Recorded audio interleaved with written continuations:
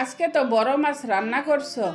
বিড়ালের বংশধর কি আইসা পড়ছে, নাকি শান্তিতে একবেলা মন ভরা খাইতে পারবো? তুমি কি মানুষ নাকি অন্য কিছু? আপন নানা হইয়া নাতি নাতনিরে বিড়াল বলতে তোমার লজ্জা করলো না? আমি কি আর সাথে সাথে বিড়াল বলি? এই পর্যন্ত দেখছো কোনোদিন একটা বড় মাছ খাইতে পারছি? যে মাছ নিয়ে বাড়িতে হাজির হয়, সেই বিড়ালের দল বাড়িতে আইসা হাজির। তুমি আবার চুপ করো। ওরা আর কোনো দিন তোমার বাড়িতে আসবো না। বাড়ি ভরা মানুষের সামনে তুমি যে অপমান করছো, তোমার কি মনে হয় ওরা আর এই বাড়িতে আসবো? আরে শান্তার মা, তুমি তো ওরারে চিনো না। তোমার কি মনে হয় ওরার কোনো লজ্জা শরম আছে? আসলে ওরার লজ্জা শরম নাই। কতক্ষণ পর আইসা দেখবা ওরা 14 গোষ্ঠী আমার বাড়িতে হাজির। হয়েছে, এবার হাত মুখ ধুয়ে আইসা খাইতে বসো। ওরারে নিয়ে আর বাজে কমেন্ট করা লাগবো না। আমি নানি হইয়া আর সহ্য করতে পারতাছি না। এত সহ্য করা লাগবো না। আমারও মেলা খিদা পাইছে, আমারে খাইতে দাও। মন ভরে আজকে খাবো।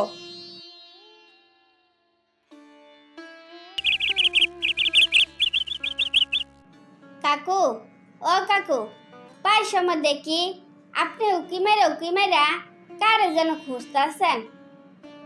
আজকে 1 সপ্তাহ ধইরা রিনা মিনা আসে না। ওর আর স্কুলে যাইতো দেখি না। ওর আর এক নজর দেখার জন্য এখানে দাঁড়াইয়া রইছি। কাকু, আপনি এটা কি কইলেন? রিনা মিনারে দেখার জন্য আপনি এখানে দাঁড়াইয়া রইছেন?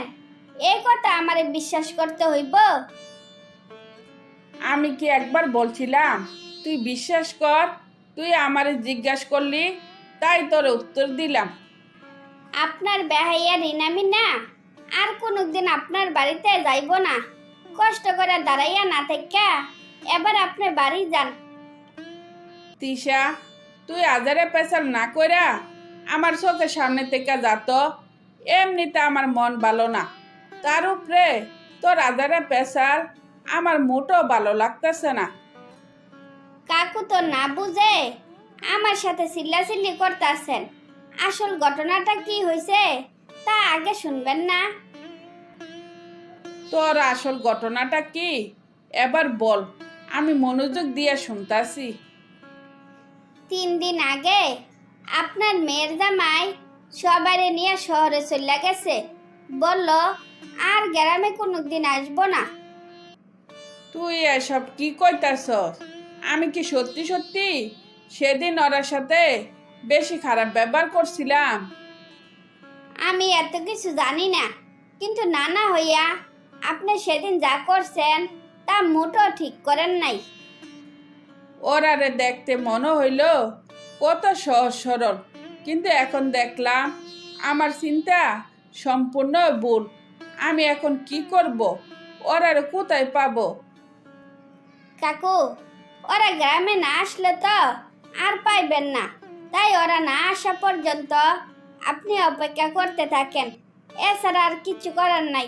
আমি এবার গেলাম।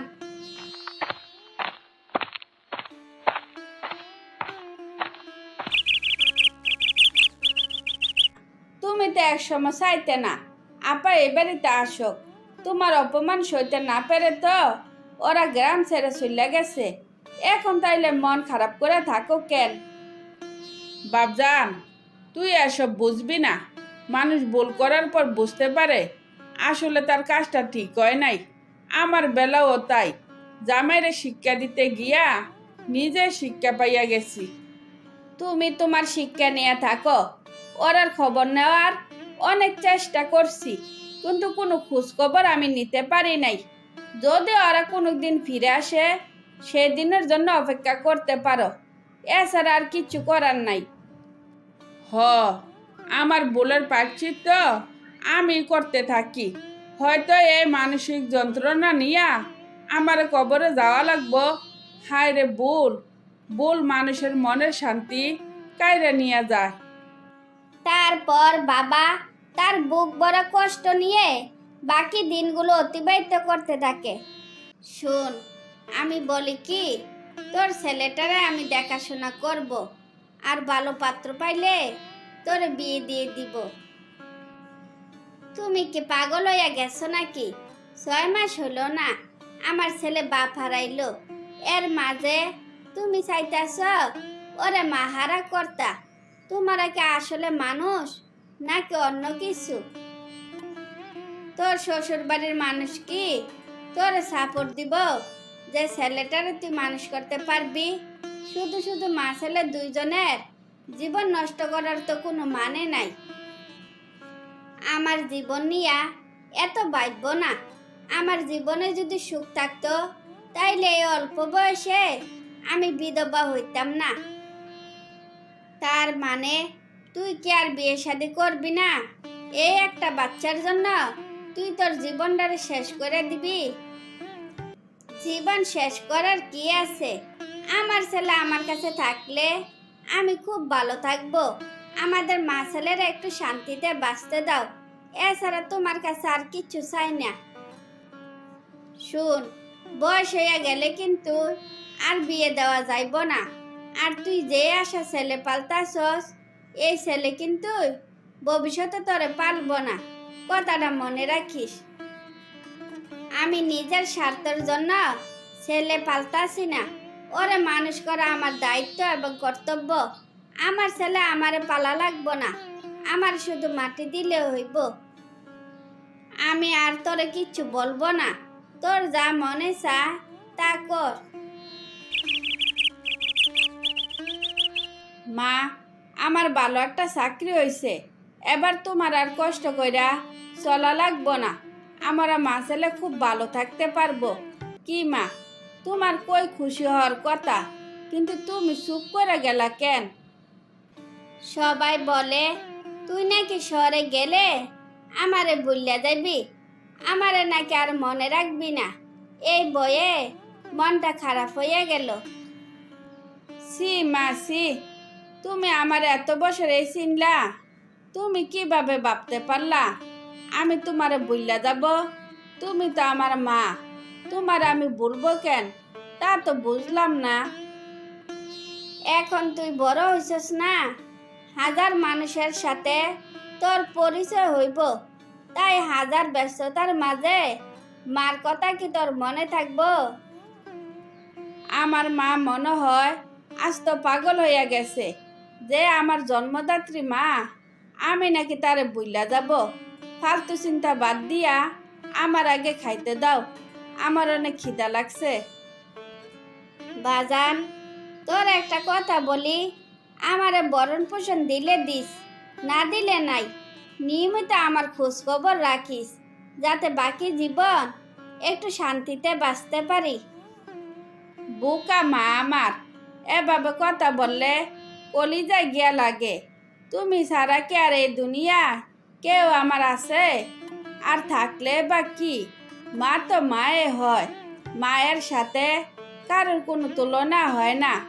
মাস 2 গেলে তোমার আমি সাথে নিয়ে যাব। এবার তো খুশি?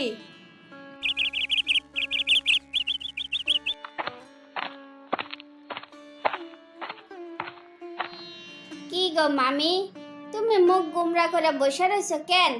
কি হয়েছে তোমার? আশিক আমারে ফোন দিয়া কইল আশিকের নাকি জ্বর, এজন্য মনটা খুব অস্থির লাগতাছে, ঘরে যাইতে মন চাইতেছে না। তুমি মন খারাপ করো না, আমি তো ঢাকা যাইতে আসি, গেলে ওরে এক নজর দেখতে আসবো, লাগলে ডাক্তারের কাছে নিয়ে যাব। ময়না, তুই তাইলে একটা কাজ কর, আমারে তোর সাথে নিয়ে চল, আমিও আমার ছেলেরে এক নজর দেখতে আই।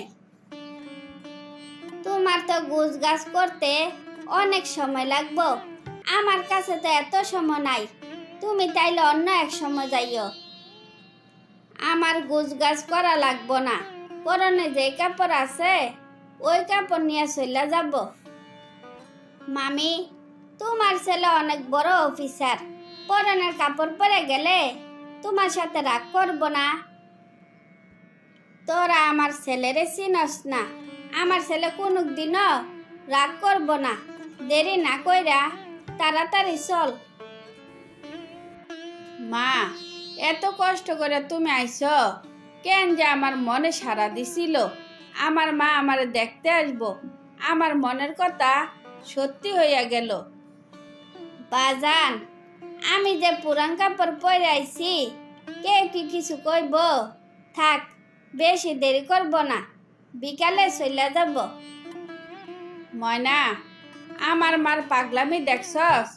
কাপড়ের জন্য নাকি বাড়ি চলে যাইব। আরে মা, আশেপাশের মানুষ কত কথাই কইব, তাই বলে কি তোমারে বাড়ি চলে যাইতে হইব? তুই আগের মতোই আসস, এখনো বদলাস নাই। তো তোর মতো ছেলে যেন প্রত্যেক মায়েরে থাকে। আমার মায়ের মতো মা যেন প্রত্যেক সন্তানেরে থাকে, সেই কথাটা বললি না? তোরা ঝগড়া বন্ধ কর বাজান। আমি বলছিলাম কি, ময়না খুব ভালো মেয়ে। তোর কোনো আপত্তি না থাকলে ময়নার সাথে তোরে বিয়ে দিতে চাই। মা, তোমার কথার বাইরে কোনো দিন চলি নাই, বাকি জীবনও চলবো না। তোমার কাছে যা ভালো মনে হয় তা করো। তারপর ময়নার সাথে আশিকের বিয়ে হলে মা ছেলে সবাই সুখে শান্তিতে বাকি জীবন অতিবাহিত করতে থাকে।